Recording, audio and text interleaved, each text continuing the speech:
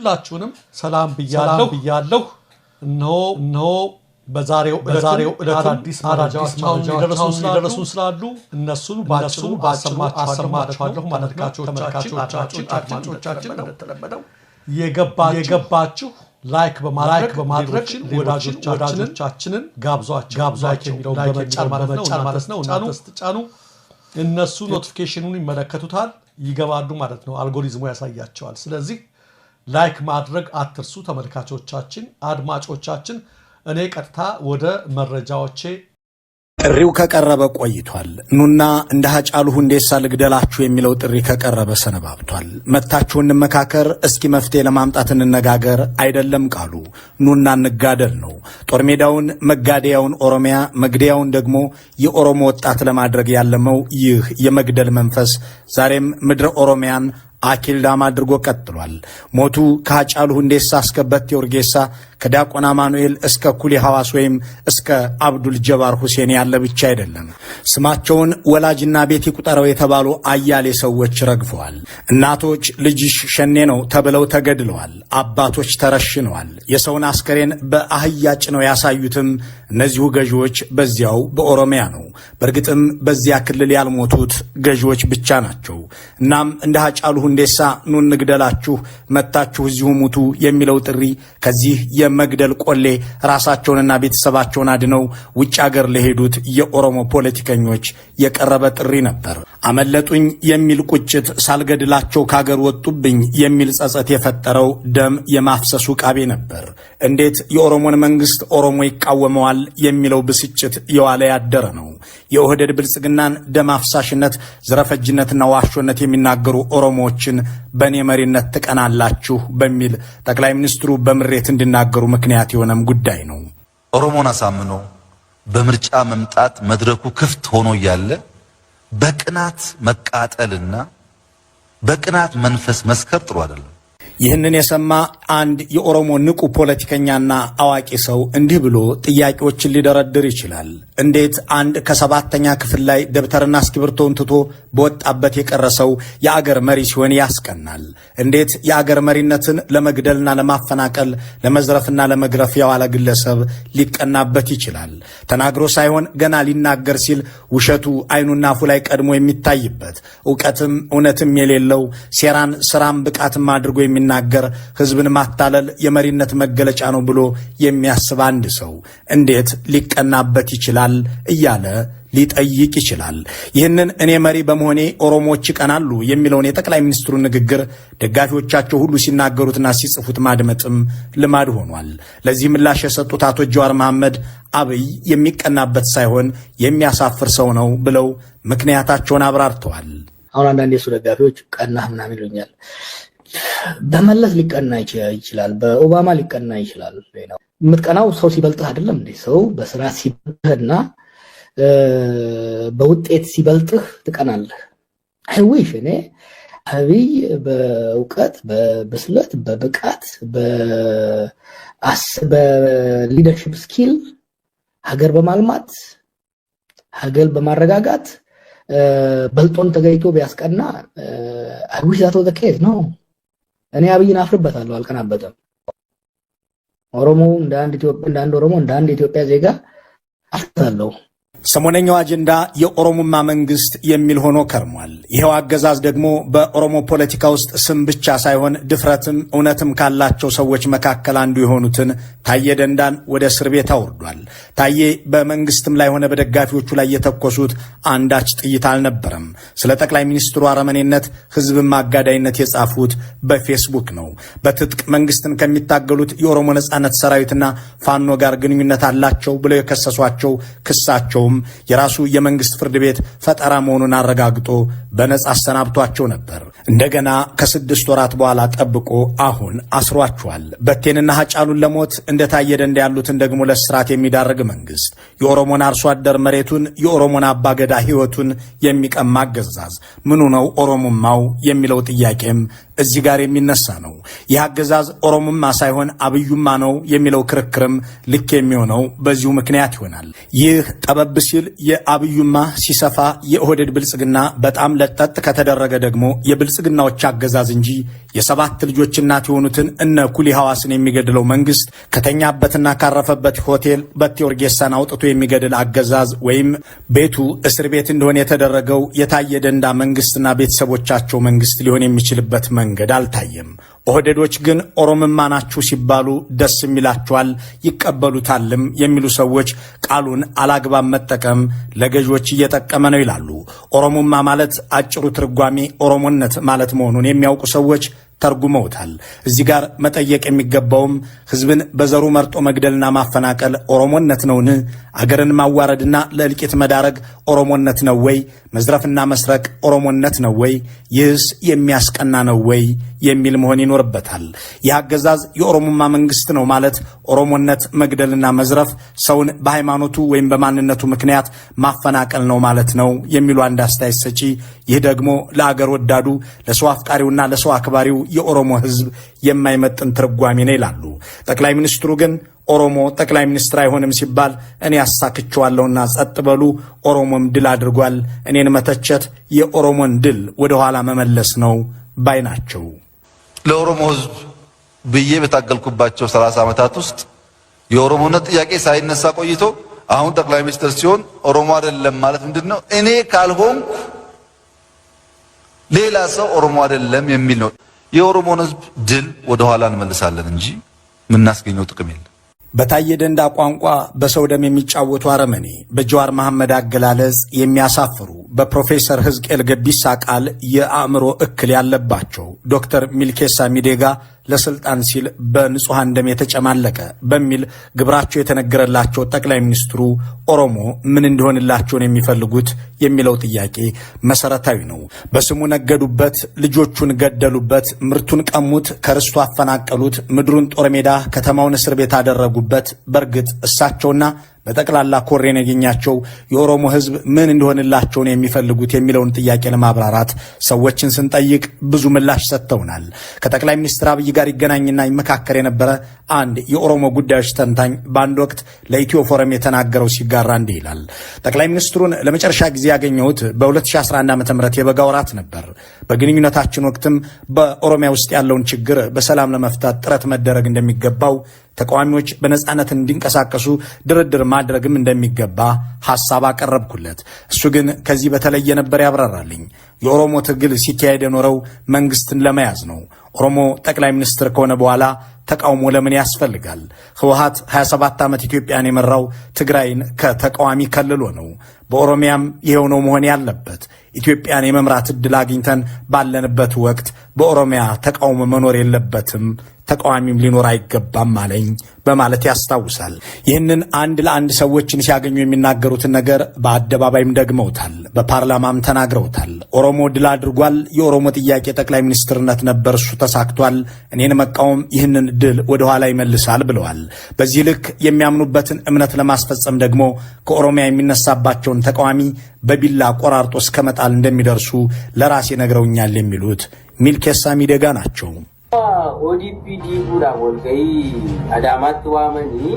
ኦህዴድን ለማፍረስ ዓላማ ባደረገው የአዳማው ስብሰባ አባላቱ የተጠራ ነው ውይይት አለ ተብለን ነበር። ነገር ግን ጉዳዩ ሌላ ስብሰባ ሳይሆን ኦህዴድን ለማፍረስ ነበር። አንድን ተቋም ለማፍረስም ሆነ ለመገንባት ስብሰባ ሳይሆን ጉባኤ ነበር መካሄድ የነበረበት። እኔም ኦህዴድን ለማፍረስ አይደለም የመጣሁት ብዬ ስብሰባውን አቋርጬ ወጣው። ህዳር 9 2012 ዓ.ም በጠዋቱ በጠቅላይ ሚኒስትር ጽሕፈት ቤት በአስቸኳይ እንደምፈለግ ተነግሮኝ ሄድኩ።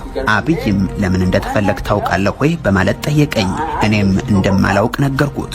እሱም ለምን የትናንቱን ስብሰባ ረግጠህ ወጣህ ሲለኝ የምመሰርተውን ሳላውቅ የማውቀውን አላፈርስም አልኩት። ንግግራችን 2 ሰዓት ከቆየ በኋላ አብይ እንዲህ አለኝ። ሚልኬሳ ከውስጥ ሆናችሁ እኔ ላይ ማሴር አትችሉም። ዓላማዬ ወይንም ራዕይ ፊት የሚቆም ሁሉ በመንግስትም ይሁን ከውጭ መንገድ ለመዝጋት መሳሪያ ይዛችሁ በረሃ ለመውረድ ብትሞክሩ ወይንም በምርጫም ቢሆን እኔን ለማስወገድ የሚያስብ ካለ በመሳሪያ ወይንም በሽጉጥ ሳይሆን በቢላዋ ቆራርጬ ነው የምጥላችሁ። ደግሞም ታያለ ከፊት የሚቆመውን ሁሉ ምን እንደማደርግ ሲለኝ በጣም ደነገጥኩ። ይህ ሰው ለስልጣን ሲል በንጹሃን ደም የተጨማለቀ ሰው ነው።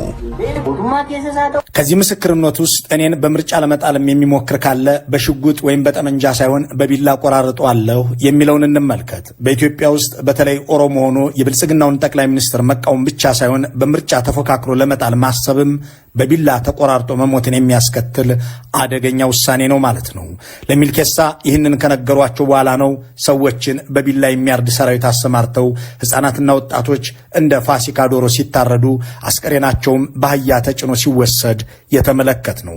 የአብይ አህመድ መንግስት ዘመናዊ ፖለቲካ የማይገባው 3 ክፍለ ዘመኖችን ወደኋላ የቀረ የሚለው ጉዳይ የሚመነጨውም በምርጫም ቢሆን ሊጥለኝ የሚታገለኝ ሰው ካለ በጥይት ሳይሆን በቢላ ቆራርጠዋለሁ የሚለውን ንግግራቸውንና ይህንኑ ለማስፈጸም የተጉበትን ንግግራቸውን እማኝ በማድረግ ነው። በከለር ካሜራ ተቀርጸው በቴሌቪዥን በመታየት ከ18ኛው ክፍለ ዘመን የዓለም አምባገነኖች የሚለዩት የብልጽግናው አለቃ እንደ ድሮቹ የሚቃወማቸውን በጥይት ሳይሆን ብዙ ጭካኔን በሚጠይቀው በቢላ በማረድ የሚያስወግዱ መሆናቸውን ከሚልኬሳ ንግግርም ሆነ ከተግባራቸው መረዳት ይቻላል። ጥንታዊዎቹ አምባገነኖች ሰዎችን በካራ አርደው የሚገድሉትና የሚያስወግዱት የጥይትና የጠመንጃ እጥረት ስለነበረባቸው ሲሆን አብይ አህመድ በቢላ አርዳለሁ የሚሉት ግን የሟችን ስቃይ ለማብዛትና ጭካኔያቸውን ለማሳየት ነው። እናም እንደ ታየ ደንዳ በፌስቡክ በመጻፍ መንግስት ከጥፋቱ እንዲታረም መሞከር ለእስራት የሚዳርግ አደገኛ ነገር ተደርጎ ይቆጠራል። በፓርቲ ውስጥ የፖለቲካ ትግል ማድረግ እንደ በቴ ኡርጌሳ ያስረሽናል። አርፎ ቁጭ ማለትም እንደ ኩሊ ሐዋስ ያስገድላል። በጥብቅና ስራ ወይም በሌላ ሙያ ላይ መሰማራትም እንደ አብዱል ጀባር ያስገድላል። አሁንም በድጋሚ ኦሮሞ ምን ይሁንላችሁ የሚለው ጥያቄ ገድላችሁትም ዘርፋችሁትም አፈናቅላችሁትም ወዳጅ አልባ ልታደርጉት ጎረቤትም ልታሳጡት በስሙ ነግዳችሁበትም ካልበቃችሁ ኦሮሞ ምን ይሁንላችሁ? ሽመልስ አብዲሳ ቁርጥ ያለ ምላሽ አላቸው። ላሟም ጥጃዋም የኦሮሞ ሆናለችና ዝም በሉ። ኦሮሞኒ ይህ ድል የተገኘው ኦሮሚያን ማዕከል አድርጎ በተደረገ ትግል ነው። ኦሮሞ ታግሎ ስልጣን ወስዷል። ይህንን ስልጣኑን ሊወስዱት የሚፈልጉት ኃይሎች መታገልና ማስተካከል አለበት። የኦሮሞ ህዝብ ኦሮሞ ጠላቶችን ድል አድርጓቸዋል። ኦሮሞን ለ150 ዓመት ከሰሜን ከደቡብ ከውጭም ከውስጥ ሞከረውት በመጨረሻ አሸንፏል። አሁን ወተቷም ላሟም ጥጃዋም የኦሮሞ ሆናለች። የኦሮሞ ህዝብ ስልጣን አግኝቷል። ያገኘውን ስልጣን ተጠቅሞ ኑሮውን መቀየር አለበት። እንቅፋት የሆኑትን ደግሞ ከፊት ሆኖ ሊታገላቸው ይገባል። አቶ ሽመልስ አብዲሳ እናታቸው ቢታገቱ የተጠየቁትን 10 ሚሊዮኖች ከፍለው በሰዓታት ውስጥ ያስለቅቃሉ። ይልማ መርዳሳ ቤተሰቦቻቸውን ለመጠበቅ አንድ ጋንታ ጦር ልከው ያሰማራሉ። የአዳነች አቤቤ ዘመዶች ጉዳት አይደርስባችሁም፣ እነሱም ሹመት ያዳብር እየተባባሉ አሉ። ስልጣን ይዘሃል፣ ወተቷንም ላሟንም ያንተ አድርገሃል የሚባልለት የኦሮሞ ህዝብ ደግሞ እንደ ቅጠል ይረግፋል። ሞት በቀዩ ረክሶ አቤቱ ይህንን ዘመን አሳልፍልኝ እያለ በፊቼም በባሌም በሰልፍ ጭምር ይጸልያል። ገዳዮችን ደግፎ የሚቆም ህሊና፣ ለነሱ ሊሟገት የሚሰለፍ አእምሮ ደግሞ በአብይ ትቀናላችሁ፣ ይህ መንግስት የኦሮሞማ መንግስት ነው ወዘተ እያለ ይናገራል። በኢትዮጵያ ስም ፊልድ ማርሻል የተባሉትና የኢትዮጵያ እየተባለ የሚጠራን ጦር በጠቅላይ ኤታማዦር ሹምነት የሚመሩት ብርሃኑ ጁላ ደግሞ በቀደመው ጊዜ መንግስቱ የአማራና የትግራይ ከነበረ አሁን የኦሮሞ ቢሆንና ተረኞች ብንሆን ምን ችግር አለው የሚለውን አቋማቸውን አልቀየሩም። በተለያዩ ጊዜያት በሰጡት ማብራሪያ አገዛዙ የኦሮሞ መንግስት ነው ብለዋል። እሳቸው ድሮ የአማራና የትግራይ መንግስት ነበረ ያሉት ጥንቅቅ ያለ ውሸትና ስህተት መሆኑ ሳይበቃ እሳቸውና ግብረ አበሮቻቸው አንድ ላይ ሆነው በጣት በሚቆጠሩ ዓመታት ውስጥ ሚሊዮን ገድለው ቢሊዮን ያወደሙበትን እልቂት የኦሮሞ ህዝብ ያደረገው ለማስመሰል ሂሳቡ ከሱ ጋር እንዲወራረድ መንግስቱ የኦሮሞ ነው ይላሉ። ኦሮሞ ብዙ ጀግኖች አሉት። እነዚህ ጀግኖች ናቸው ሀገሪቱን ጀምረው እዚህ ያደረሷት። እኛ ደግሞ በእኛ ላይ የነበረውን ጫና ቀንበር ሰብረን በትግላችን ነፃ ወጥተናል። አሁን የሀገር ባለቤትነትን አግኝተናል። እናም ትልቅ ሀገር ትልቅ ሀብት ያላትን ሀገር ኦሮሞ የተሰለፈላት ይችን ሀገር እኛ ኦሮሞዎች ቅድሚያ ወይም ግንባር ቀደም ሆነን እናስተካክላለን። ስለዚህ መብታችን ተከብሮልናል። ቀስ እያለም ይስተካከላል። እንዲህ መሆንን ህዝብ ስለሚያውቅ በትዕግስት እየጠበቀ ነው። ሌሎችም ወደ ቀልባቸው መመለስ አለባቸው። ሁሉም ኦሮሞ ለሁሉም ኦሮሞ ያስባል። ኦሮሞ ሆኖ ከኛ በተቃራኒ የሚያስብ ካለ እሱ ባንዳ ነው። ኦሮሞ ሆኖ የኦሮሞን መንግስት የሚቃወም ባንዳ ነው የሚሉት ፊልድ ማርሻሉ ታዬ ደንዳንም እንዲሁ እንደሚመለከቷቸው የሚጠበቅ ነው። ኦሮሞ ድል አድርጓል፣ እኔን መቃወም የኦሮሞን ድል ወደኋላ መመለስ ነው የሚሉት ጠቅላይ ሚኒስትሩንም ሆነ የሀገር ባለቤትነትን አግኝተናል የሚሉት ኤታማዦር ሹሙን ወይም አሁን ላሟም ጥጃዋም የኦሮሞ ነች የሚሉትን አቶ ሽመልስ አብዲሳን ታዲያ ባለፉት ዓመታት ስለምን የኦሮሞን ህዝብ ለመከራና ለእልቂት ዳረጋችሁት ብሎ የጠየቃቸው የለም። በማንነታቸው ኦሮሞ ስለሆኑ ብቻ እነዚህን ባለስልጣናት ለሚደግፏቸው ሰዎች ደግሞ አብይ ጠቅላይ ሚኒስትር፣ ብርሃኑ ጁላ ጠቅላይ ኤታማዦር ሹም፣ ይልማ መርዳሳ የአየር ኃይል አዛዥ ሆነው በመሩት ጦርነት በሰሜን ኢትዮጵያ ብቻ 1 ሚሊዮን ህዝብ አልቋል። ስለዚህ ይህ መንግስት የኦሮሞ መንግስት ከሆነ 1 ሚሊዮን የሰሜን ኢትዮጵያ ህዝብ ያለቀው በኦሮሞ ገዳይነት ነው ማለት ነውን? ለዚህስ ኃላፊነት ትወስዳላችሁን? በኢትዮጵያ ታሪክ በህዝቦች ላይ የጄኖሳይድ ወንጀል ስለመፈጸሙ መነገር የጀመረው ከሩዋንዳ ጄኖሳይድ ወዲህ 1 ሚሊዮን ህዝብ በዓለም ማለቁ የተሰማው የ28 ቢሊዮን ዶላር ንብረቱ የወደመው መንግስት የኢትዮጵያ ታሪካዊ ጠላቶችን ጋብዞ የራሱን ህዝብ የወጋው በሁሉም አቅጣጫ የአገር ሉዓላዊነት ተደፍሮ ዝም የተባለው እንዲህ ያሉ በርካታ ወንጀሎችና አሸማቃቂ ድርጊቶች በኢትዮጵያ መንግስታት ታሪክ ለመጀመሪያ ጊዜ የታየው በብልጽግና ነው። ታዲያ ይህ ሁሉ የሆነው ኦሮሞ መንግስት በሆነበት ዘመን ነው ሲባል አያሳፍራችሁም? አያሸማቀቃችሁም ወይ የሚል ጥያቄ ቢነሳላቸው ከፊት የተቀመጡ ባለስልጣናትን በመቁጠር የኦሮሞ መንግስት ነው የሚሉ ደጋፊዎች ምላሽ ሊኖራቸው አይችልም። እውነታው ግን ይህ አገዛዝ የኦሮሞን ህዝብ ዛሬ በስሙ የሚነግድበት ጠብቆ ያቆየውን የኢሬቻ በዓሉን ጭምር ለራሱ ፖለቲካ ሊሸቅጥበት ቀይ ባህር እናከብረዋለን እያለ ጠላት የሚያበዛበት ስብስብ ነገ ደግሞ በርካታ ጠላቶች እንዲኖሩት ተግቶ እየሰራ ያለ መሆኑ ነው። ዛሬ የኦሮሚያን ምድር የደም መሬት ያደረገው አገዛዝ የኦሮሞ ህዝብ እንደ ምልክት የሚያቸውን ሰዎች ነጥቆ ባህሉንም አንቋሾ ጎረቤትም ሊያሳጣው ጫፍ ደርሱ። አብይ በሹመት ኢንሳን መርተው አያውቁም። ሆኖም አደራ በሊታነት አብሮ አደጋቸው የሆነው አብይ የተሰጣቸውን የአደራ ስልጣን ባልገዋ ባለጉበት በዚያ ዘመን በዚያ መስሪያ ቤት ውስጥ በተሰጣቸው የአደራ ስልጣን ሲባልጉ የተባበሯቸውን ሰዎች ዛሬ በትላልቅ አገራዊ ኃላፊነት ላይ እያስቀመጧቸው ቀጥለዋል። በዚያ የሳይበር ስለላ መስሪያ ቤት ውስጥ ከዘበኞች ኃላፊ እስከ ተወካይ ዳይሬክተር ያሉት ሰዎች ዛሬ በአገሪቱ የቀውስ መንገድ ውስጥ ግጭት ጠማቂ፣ አገር አፍራሽና ህዝብ አስጨናቂ ተግባራትንና ውሳኔዎችን ከሚያሳልፉ ሰዎች ውስጥ ዋና ዋናዎቹ ሆነዋል። ከዓመታት በፊት በአቅም ማነስ፣ በዲሲፕሊን ጉድለት፣ በትምህርት አለመግፋትና በመሰል ምክንያቶች ከመስሪያ ቤቱ ተባረው የነበሩ ሰዎች ተጠራርተው አገርን ወደ ቁልቁለት እያጣደፉ 7 ዓመታትን ዘልቀዋል። አብዛኞቹ ቆንጠጥ ያለ ሐሳብ ማቅረብ የማይሆንላቸው፣ አነቃቂ ንግግርና ተረታተረት የሚወዱ፣ ተጨባጭና ሳይንሳዊ ጉዳዮች ሳይሆኑ ምናባዊና ተምኔታዊ ነገሮች የሚስቧቸው፣ ጠለቅ ያለ የምርምርና የእውቀት ጉዳይ ሳይሆን ገለባ አጀንዳዎችንና የተበታተኑ ጥቅሶችን ማራገብ የሚወዱ አሊያም እንዲህ ያሉ ነገሮች ሲነገሩ የሚደመጡና ዕውቀት የሚመስላቸው ሰዎች በዚህም የሚመሰጡ ናቸው ይባልላቸዋል። በአንድ የታሪክ አጋጣሚ በዚያ የደህንነት መስሪያ ቤት ውስጥ ከነበሩት መካከል ዛሬ ሁለቱ የአገሪቱን ብሔራዊ ደህንነት በምክትልነት ይመራሉ። የብልጽግና ተቾችን ከተለያዩ የነውር ተግባራትና ከተቀነባበሩ የምስል እንዲሁም የድምፅ መልእክቶች ጋር እያሰራጨ ያለውን የአርቲፊሻል ኢንቴሊጀንስን የሚመሩትም ሰው እንዲሁ ከዚህ ቢሮ ውስጥ አብይ በኮንትሮባንድ ሹመት የሰጧቸውና ከዚያ የተገኙ ናቸው።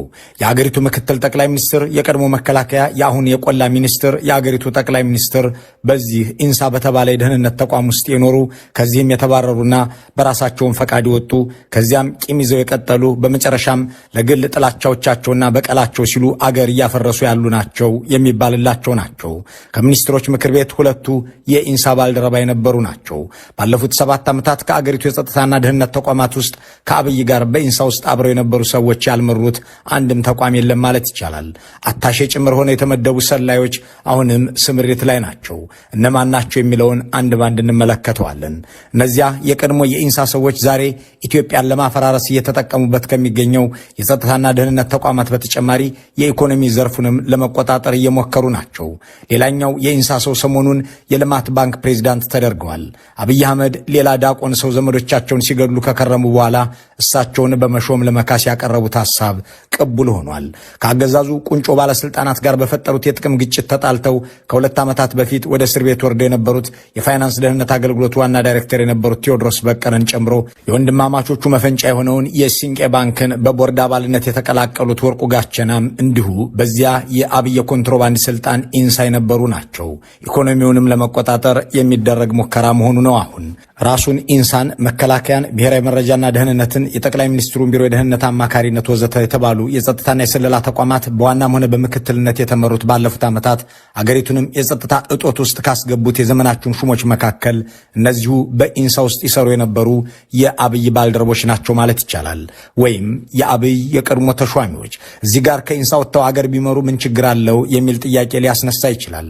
በኢንሳ የነበራቸው ሁኔታና የተባረሩበት ምክንያት ግን በጥቂቱም ቢሆን አሁን ያለውን አገራዊ ምስቅልቅል ምንጩን ይነግረናል። አቅም የለሽ፣ በትምህርታቸው ደካማ፣ ከነባራዊ እውነታ የተነጠሉና የዲሲፕሊን ችግር ያለባቸው መሆኑን የሚያሳየው ያ ዘመናቸው አሁን አገራዊ ስልጣን ላይ ሆነው ከሚፈጽሙት ጋር የተመሳሰለ ሆኖ ይገለጥልናል። ከዛሬው ጠቅላይ ሚኒስትር ጋር የቀጠሉና በፊትም በኢንሳ ውስጥ ይሰሩ የነበሩት ሰዎች አብዛኞቹ በትምህርታቸው መግፋት የተሳናቸው የሃይስኩል ምሩቆች ናቸው። ከፊሎቹ ማይክሮሊንክ ከተባለው ኮሌጅ በሰርተፍኬት ለመመረቅ የሞከሩ ናቸው። አብዛኞቹ ደግሞ የደርግና የኢህአዴግ ወታደሮች። ዛሬ ጠቅላይ ሚኒስትር አብይ የሚሾማቸውና ከእርሳቸው ስር ሆነው እንዲሰሩ የሚያደርጋቸው በርካታዎቹ ባለስልጣናት ወይ በአካዳሚክ አቅማቸው አለያም በሞራል ከእሳቸው እጅግ ያነሱ እንዲሆኑ ያደርጉበት ሞዴልም ከዚሁ ከኢንሳ የተወሰደ ይመስላል። እሳቸው በኢንሳ ውስጥ እያሉ ሲናገሩ እንደተሰሙትም በውክልና ዋና ዳይሬክተር ሆነው ሲመሯቸው ከነበሩት ሰዎች ሁሉ እሳቸው በአቅም ያነሱ ነበሩ። እውነቱን ንገረኝ ካላችሁ ከእናንተ መካከል አንዳችሁን ብንመርጡ ትመራላችሁ። ቢኮዝ አብይ ከእናንተ ያነሰ ምንም የማያውቅ ሰው ነው። አብይ ከእናንተ ያነሰ ምንም የማያውቅ ሰው ነው የሚለውን እውነት ይዘን በእርግጥ ከአብይ ያነሰ ሰው አለን ብለንም ስንጠይቅ የዛሬው ጠቅላይ ሚኒስትር ያኔ በኢንሳ ውስጥ ከሁሉም ያነስኩ ሰው ነኝ ያሉት እነማንን ከፊት አስቀምጠው ነው ብለንም ስንጠይቅ የዛሬውን ምክትላቸውን ተመስገን ጥሩነህን፣ የመከላከያ ሚኒስትራቸውን አብርሃም በላይን፣ የስለላውን መስሪያ ቤት ምክትል ኃላፊዎች ታዚር ገብረ እግዚአብሔርንና ሲሳይ ቶላን፣ አብርሃም በላይን፣ ኢሳያስ ካሳን፣ ወርቁ ጋቸናን ወዘተ እናገኛለን። ከእነዚህ ሰዎች ሁሉ ያነሰ አቅም ያለው ሰው ዛሬ የአገር መሪ የሚሆንበትን አጋጣሚ ሲያገኝ ደግሞ እነዚህን ሰዎች በዋና ዋና የጸጥታና የደህንነት ተቋማት ላይ ሲሾማቸው ምን ሊፈጠር ይችላል የሚል ጥያቄ ስናነሳ ሰዎቹ አገር ለመምራት ያላቸውን አቅም እጅጉን የደከመ መሆኑን ለመረዳት የሚበጀን ይሆናል። አብይ በኢንሳ በአደራ የተሰጣቸውን ኃላፊነት ጥሰውና አደራ በልተው አለቃቸው ተክለ ብርሃን ወልደ አረጋይ ወደ እንግሊዝ በሄዱበት ወቅት ልዩ ልዩ ዳይሬክተሮችን ሾሙ። የሚሾሙት ሰዎች የሥራ ውጤት ሳይሆን አብይ አህመድን በየኮሪደሩ ማሳጅ ተደራረጉ ሲሉ፣ ሻይ መጠጣትና ዳቦ መብላት የምትችሉበት ቦታ ይመቻች ሲሉ፣ እየዞሩ የሰራተኛ ጀርባ እያሻሹ ሲደበድቡ ወዘተ እንዲህ ያለ ሰው የሚሸት አለቃ ከቶ ከየት ተገኘ እያሉ የሚያወድሱ ነበሩ። የወቅቱ የኢንሳ ዳይሬክተሮች የአብይ ችሎታ ምንድነው ቢባሉ የዳበረ የንባብና የመረዳት ችሎታ እንዲሁም የማስረዳትና የመስራት ብቃት ብለው አይመልሱም። የፈጠራ ችሎታ ብለው አይቀጥሉም። ቢሮአችን ውስጥ ሻይ ያፈላልን ነበር፣ መኪናችንን ስናጥብ ቆሞ ያጨበጭብልን ነበር፣ ያበረታታን ነበር ወዘተ የሚሉ ናቸው። የውሃ እንደዚህ ቀዝቃዛና ሙቅ ውሃ የሚያወጡ በርሜል ከላይ የሚጫንባቸው የውሃ መቋጠሪያዎች፣ ታንከሮች በየፍሎሩ እየገዛ ኮሪደሮቹ ላይ በየቦታው የሻይ ማሽኖች ምናምን ይቀመጣሉ። ስለዚህ ሻይ ከፈለክ ወጣ ብለህ ትጠጣለህ ማለት ነው። ኢቭን እርስ በርስ ማሳጅ የምትደራረግባቸው እንትሮችም ነበሩ፣ በየፍሎሩ ማሽኖች ነበሩ። በአብይ እየተሾሙ የኢንሳ ዳይሬክተሮች የሚያወሩትና የሚያቀርቡት የአለቃቸው ልዩ የአገር መምራት ብቃት ወይም ዕውቀት የለም። ሻይ ያፈሉልን ነበር፣ ውሃ ይቀዱልን ነበር፣ ማሳጅ ያደርጉልን ነበር የሚለውን ግን ይናገሩታል። ለአብነት ሰሞኑን የልማት ባንክ ፕሬዝዳንት የተደረጉትን ኢሳያስ ካሳን እንመልከት። ኢሳያስ በአብይ የኮንትሮባንድ ስልጣን የተለገሳቸው ኃላፊነት የኢንሳ የሕግ ክፍል ዳይሬክተርነት ነበር። ጀነራል ተክለ ብርሃን የእንግሊዝ ትምህርታቸውን ጨርሰው ሲመለሱ አብዛኞቹን የአብይ ተሿሚዎችም ሲያባርሩ ከቀሩት ጥቂት ዳይሬክተሮች መካከል ኢሳያስ አንዱ ነበሩ። በ2010 አብይ ስልጣን ሲይዙ የሹመት ድራጎት ጣል ከተደረገላቸው ሰዎች መካከልም አንዱ ተደረጉ። በዚያች በተሰጠቻቸው ሹመትም መወድሰ አብይ በቴሌቪዥኖች ላይ ሲቀርብ ሊመሰክሩ ከፊት ተቀመጡ። በድቁናና ቀዳሽነት ልጅነታቸውን እንዳሳለፉ የሚናገሩት ኢሳያስ አብይ ወደሚመራው ስብሰባና ቢሮ መግባት ወደ ቤተ ክርስቲያን እንደመሄድ ይቆጠር ነበር በማለት የኢንሳ ትዝታቸውን ይተርካሉ። አብይ አህመድንም እንደ ቤተ መቅደስ የሚሳለሙት አስመሰሉት። በጣም የሚገርም ነበር። ልክ እንደ አንዳንዴ እንደ ሰው ወደ ቤተ ክርስቲያን ወደ ምናምን ለመሄድ እንደምትናፍቅ እንደዚህ ወደ ቢሮ መሄድ በጣም ይናፍቅ ነበር። ስብሰባ በጣም ይናፍቅ ነበር። ምክንያቱም ንግግሮቹ፣ ግንኙነቶችን እስኪ በጣም ጥሩ ጊዜ ነው። ለኔ በጣም የተለየ ወቅት ነው ያኔ። አብይ ወደሚመሩት መስሪያ ቤት መሄድን ቤተ ክርስቲያን ከመሄድ እኩል አድርገው የሚናገሩት ኢሳያስ ካሳ ቀደም ሲል እንዳልነው ዲያቆን ናቸው። እንዳም ሆኖ ከአለቃቸው የሚጠቅሱት የተለየ ችሎታና ብቃት ቢያጡ እሱ ወደሚመራው ስብሰባ መሄድ ማለት አድባራትና ገዳማትን አብያተ ክርስቲያናትን እንደመሳለም የሚቆጠር ነው ማለት ጀመሩ። በ2010 ለብዙዎቹ የቀድሞ ኢንሳ ሰዎች ሹመት ሲሰጥ ለኢሳያስ የተገኘላቸው የካቢኔ ጉዳዮች ሚኒስትር ዴኤታ የሚባል የረባ ተግባር የሌለው ኃላፊነት ነበር። በአንድ በኩል የትግራይ ተወላጅ መሆናቸው ሙሉ እምነት የሚጣልባቸው አላደረጋቸውም። በሌላ በኩል ደግሞ የማይጣሉ የኢንሳ ሰው ናቸው። እናም በነ ደንቢቱ አንቢሳ ስር ለደንቡ ያህል ሚኒስትር ዴኤታ እየተባሉ ከረሙ። የትግራይ ጦርነት ሊጀመር ሲል ደግሞ ለትምህርት ብለው ሹልክ ብለው ወጡ። ጦርነቱን ሲቃወሙ አልተሰሙም። ከጦርነቱ በኋላ ትምህርታቸው አለቀ ተባለና የካፒታል ገበያ ባለስልጣን ምክትል ዳይሬክተር ሁን ተብለው እዚያ ሰነበቱ። በተያዘው ሳምንት ደግሞ የልማት ባንክ ፕሬዝዳንት ሆናል ተብለው ተሹመዋል። የኢንሳ ሰዎች አገሪቱን ለመምራት እድል አግኝተናል ብለው ሲመኩ የምናዳምጣቸው የቆላ ሚኒስትሩ አብርሃም በላይም የዚያው የኤጀንሲው ሰው ናቸው። ሪሰርቸር ከሙያ ጀምሮ እስከ አሁን ሰው ናቸው። ሪሰርቸር ከሙያ ጀምሮ እስከ አሁን የደረስኩበት ደረጃ ያኔ ደግሞ እሱ እያለ ነው ዳይሬክተር የሆንኩት አመራር ዳይሬክተር የሆንኩት ሀገሪቱን ለመምራት እድል ያገኘ እኔም ጨምሮ።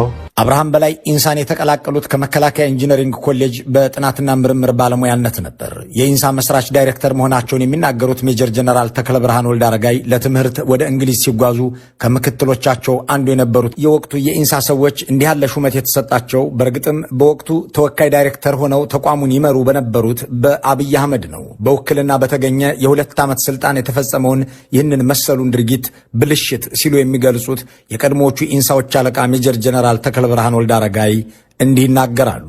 እዛ እኔ ወክየው ከሄድኩ በኋላ ተቋሙ ተዳክሞ ቆይቷል። ኮንፍሊክት ኦፍ ኢንተረስት ተፈጠረ ማለት ነው። ስለዚህ ብዙ ብልሽቶችም ነበሩ፣ ገምግመናል። እሱ በደንብ አልተሳተፈም በንጎባ ላይ። መጨረሻ ላይ ግን እዚህ እንደማይቀጥል ተቋሙ እንደማይቀጥል ነግሬው እንዲወጣ አድርገናል። የፖለቲካ ዓላማ ማዕከል ያደረገ ፓወር ወደ ስልጣን የመውጣት እንቅስቃሴ ስለነበር በዚህ ምክንያት ዳሜጅ ጉዳት ደርሰዋል። በዚህ ደግሞ መቀጠል እንደማይችል ነግሬው ወጥቷል። ደስተኛ አልነበረም ሲወጣ፣ በራሱ ፍላጎትም ስላልሆነ። ዛሬ ጠቅላይ ሚኒስትሩና ምክትላቸውን ጨምሮ በተለያዩ አገራዊ ኃላፊነት ላይ ያሉት ሰዎች ከተቋሙ የሚባረሩት ከዚህ ጄኔራሉ ብልሽት እያሉ ከሚጠሩት ተግባር በኋላ ነው። ራሳቸው አብይ አህመድ ከመስሪያ ቤቱ ተባረሩ። ከኢንሳ በአቅም ማነስና በዲሲፕሊን የተገመገመው አብዛኛው ብአዴንና ኦህዴድን አስከፋ። ልጆቻችን የተገመገሙት በዲሲፕሊን ግድፈትና በአቅም ማነስ ሳይሆን በዘራቸው ነው በማለት ማስጠጋትም ጀመሩ። አብይ ኦህዴድን ሄደው ተቀላቀሉና ፓርላማ ገቡ። ተመስገን ጥሩነህ በራሳቸው ፈቃድ የዘበኞች ኃላፊነትን ከኢንሳ ለቀው ወደ አማራ ክልል ሄዱና የምስራቅ ጎጃም ዞን አስተዳዳሪ ሆኑ። ሌሎቹ በዚያው መስሪያ ቤት ውስጥ አደፈጡ። ከተለያዩ የኢትዮጵያ አካባቢ የመጡ ሳይሆን ከአንድ ፋብሪካ የወጡ የሚመስሉት እነዚህ ሰዎች አብዛኞቹ ከሳይንሳዊና እውናዊ ትንተና ይልቅ አነቃቂ ንግግርን እንደ ትልቅ ዕውቀትና የማይደረስበት ፍልስፍና የሚወስዱ ናቸው። ዛሬ በአዲስ አበባ ልዩ ልዩ አዳራሾች ውስጥ በአገሪቱ ምንም ችግር የሌለ ይመስል ድሃ የሆንከው ስላልጠየቅህ ነው፣ ህልምህን ተከተለው፣ ራእይህን ፈልገው ወዘተ የሚሉ ዲስክሮችን በመንግስት ደረጃ ያስተዋወቁት እነዚህ ሰዎች ናቸው ማለት ይቻላል። ይህንን እንደ ቁም ነገር የሚወስዱት አብርሃም በላይ አብይ ኢንሳ ያለን አነቃቂ ንግግር ያደርግልን ነበር ሲሉ ይተዝታሉ። መንፈስህም እንዳይረበሽ የተሻለ እይታ እንዲኖርህ አላይመንትም ቪዥንም እንዲኖርህ ደግሞ ሞቲቬሽናል የሆኑ ስፒቾች፣ ዲስከሽኖች እሱ ሊድ እያደረጋቸው በተለይ በዛን ጊዜ የነበርን የመጀመሪያ ሰዎች በከፍተኛ ሁኔታ ኢንፍሉዌንስ አድርጎናል። የተሻለ ቪዥን እንዲኖረን መልካም አሳቢዎች እንድንሆን ለእያንዳንዱ ጉዳይ ጥሩ ነገር እያሰብን እንድንሰራ አሁን በተለያዩ የአዲስ አበባ አዳራሾች ውስጥ ከገሃዱ ዓለም በተነጠለ ገለጻ ህልም ይኑርህ፣ ድህነትህን አንተ ሳትሆን አእምሮህ ነው የፈጠረው፣ በዙሪያ ያሉ እድሎች ዞር ብለህ ፈልግ፣ ሀብታም መሆን ካለብህ ራእይህን ኑር፣ ራስህን ከጣልክ ማንም አያነሳህም፣ ወደ ስኬት የሚያደርስህ መሰላል ፈገግታህ ነው፣ የማያልቅ አቅም አለኝ ብለህ እመን፣ ሩጫህ እንዲሳካ ራስህን ቅደመው ወዘተ የሚሉ ገለጻዎችን መስማት የተለመደ ሆኗል። ሰዎቹ ይህንን አነቃቂ ንግግር ይሉታል። እንዲህ ያለው ነገር በመንግስታዊ ተቋም ደረጃ በኢንሳ ውስጥ የተጀመረ በኋላም በመንግስት የተስፋፋ ነው። አብርሃም እንዳሉት ይህንን አነቃቂ ንግግር በማቅረብ ሰራተኛውን ይመክሩ የነበሩት ደግሞ የአሁኑ አለቃቸው ናቸው። ኢነርጂ ጌን ካደረገ ከቤታ ይወርዳል። አልፋ ከሆነ ቴታ ከሆነ ክሬት ማድረግ ይችላል። ስቲል ሳይንስ ራይት ማይንዱን መጠቀም እንዲችል ሰብኮንሽስ ማይንዱን አክሰስ ማድረግ እንዲችል ሰፖርት ማድረግ አለብን። ሰዎች እንዲያሸንፉ መስራት የማያልቅ ደስታ ያስገበኛል። በመሆኑም ራሳችሁን ወቁ። እናንተ ብቃት ያላችሁ ብዙ መስራት የምትችሉ ብርቅዬ ልጆች ናችሁ። እንዲህ ያለው የድሮ የአንድ ቢሮ ንግግርና አመለካከት አሁን የአገር ፖሊሲ ሆኗል። የዛሬ ሳይሆን የነገው ትውልድ እንዲረዳን እየሰራን ነው። የምንሰራው ባይታያችሁም ሌላው ዓለም እያየው ነው።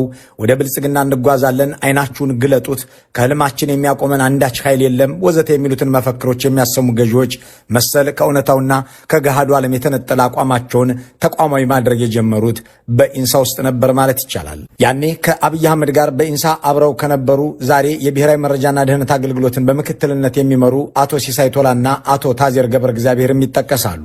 እነዚህም የኢንሳ ውጤቶች ሲሆኑ አቶ ሲሳይ የደርግ ወታደር፣ ታዜር ደግሞ የኢህአዴግ ሰራዊት አባል ነበሩ።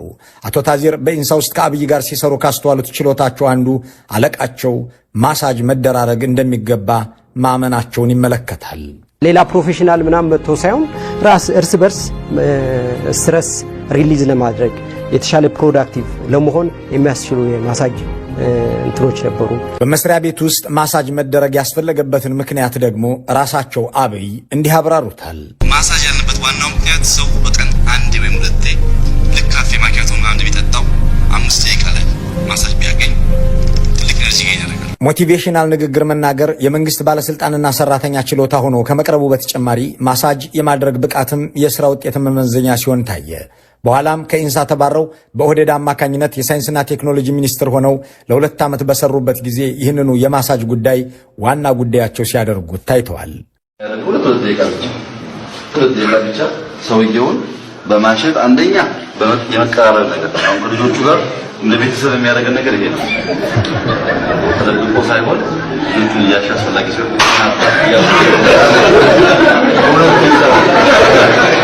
በጥቅሉ ዛሬ አገሪቱን እየመራ ያለው የኢንሳ ኃይል እንዲህ ያለ ዳራ ያለው ነው የሚለው ድምዳቤ ተገቢ ይመስላል። ምክትል ጠቅላይ ሚኒስትሩ ደግሞ አብይ አገር መሪ ሲሆኑ ሹመት የሚሰጧቸውን ሰዎች ገና በኢንሳ እያሉ ነግረውን ነበር በማለት ዛሬ የሚገድሉበትንና ሀብት የሚያካብቱበትን ሹመት እንደሚሰጧቸው ቃል እንደተገባላቸው ያስታውሳሉ።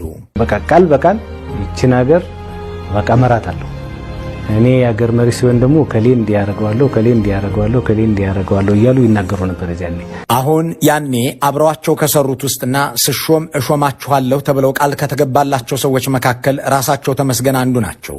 አቶ ተመስገን በኢንሳ ውስጥ በአብይ የተሰጣቸው ሹመት የመስሪያ ቤቱ ዘበኞች አለቃነት እንደነበር ባልደረቦቻቸው ያስታውሳሉ። አብይ በተክለ ብርሃን ከተባረሩም በኋላ በኢንሳ ውስጥ በዚሁ ኃላፊነት እንዲሰሩ የተደረጉ ያልተባረሩ ሰው ናቸው። በኋላ ግን በራሳቸው ፈቃድ ወደ ብአዴን ሄደው የዞን አስተዳዳሪ ተደረጉ። አብይ የአገር መሪ ሲሆኑ ደግሞ ያንኑ ኢንሳን እንዲመሩ አድርገዋቸዋል። አሁን የገዢው ፓርቲ ምክትልና የገዢው ጠቅላይ ሚኒስትር ምክትል ሆነው አገር እየገዙ ወይም እየታዘዙ ካሉ የኢንሳ ሰዎች አንዱ ናቸው። ብሔራዊ መረጃና ደህንነትን ከሚመሩት ምክትሎች መካከል አንዱ የሆኑት ሲሳይ ቶላ አብይ ከኢንሳ ሲባረሩም ሆነ አብይ በተወካይነት ተቋሙን ሲያስተዳድሩ እሳቸው በኢንሳ ውስጥ አልነበሩም። በወቅቱ በእንግሊዝ ትምህርት ላይ እንደነበሩ ከኢንሳ ሰዎች ያገኘነው መረጃ ያመለክታል። አብይ ከኢንሳ እንዲባረሩ ያደረጋቸውን ግምገማ ከመሩት ኃላፊዎች ውስጥ ግን አንዱ ነበሩ። የቴክኒክና ኢንቴሊጀንስ ክፍል ኃላፊ በመሆን ምክትል ዋና ዳይሬክተር ሆነው ሰርተዋል። ከ2006 እስከ አብይ መምጣት ድረስ በዚሁ ተቋም ውስጥ ከቆዩ በኋላ በብልጽግና ዘመን ደግሞ አሁን ያሉበትን ሹመት አግኝተዋል። የሬድዋን ሁሴን አለቃ ሆነው ይመሩታል በሚባልለት የደህንነት መስሪያ ቤት ውስጥ ለደህንነታቸው አብዝተው የሚፈሩ ጠቅላይ ሚኒስትሩንም በስጋት የሚመለከቱ ያጠቃኛል ብለው ሌት ተቀን የሚጠነቀቁ እንደሆኑ የሚነገርላቸው ሲሳይ አያሌ ጠባቂዎችን በማንጋጋትም ይታወቃሉ። ክፍለ ጦር አከል ጠባቂዎች አሏቸው እያሉ የሚቀልዱባቸው ባልደረቦቻቸው እኔ የምፈራው ሸኔን፣ ወያኔን አለያም ሻቢያንና ፋኖን ወይም ሌላ አካልን ሳይሆን አብይን ነው እያሉ ሞቅ ሲላቸው እንደሚናገሩ ጠባቂዎቻቸውም ያውቃሉ። ከአብይ አህመድ አገር ማፍረሻ ተቋማት መካከል አንዱ በሆነው የመረጃና ደህንነት ቢሮ ውስጥ ከመምጣታቸው በፊት እሳቸውም በኢንሳ አንድ ክፍል ይመሩ የነበሩት እንደ ሌሎቹ የቀድሞ የኢንሳ ሰዎች በወቅታዊ ጉዳይ ላይ እምብዛም ማስተያየት ሲሰጡ የማይታዩት አቶ ሲሳይ የደርግ ሻለቃ ነበሩ። አሁን ባሉበት ቦታ ላይ ሆነው ከሰጧቸው አስተያየቶች አንዱ በውጭ ሀገር ሰላዮችን አሰማርተናል የሚለው ንግግራቸው አነጋጋሪ እንደነበር አይዘነጋም። አንድ በእንዲህ አይነት ኃላፊነት ላይ ያለ ሰው እንዲህ ያለ ንግግር አይናገርም፣ ምናልባት የኦህዴድ ሰው ካልሆነ በቀር። ከዚህም አልፎ በደህንነት መስሪያ ቤት ውስጥ ውጭ ሀገር ሄዶ የሚገድልና የሚያፍን ታጣቂ ኃይል አሰልጥነናል ሲሉ ጨመሩበት። ሁለቱንም ንግግሮቻቸውን እናስታውሳቸው። ሚስጥራዊ በሆኑ ትልልቅ ስምሪቶች በሀገር ውስጥም በውጪ እጅግ በጣም ከባድና ከፍተኛ የሆነ የህይወት መስዋዕትነት የሚጠይቅ ስምሪቶች ላይ ተሰማርተው ነው የሚገኙት።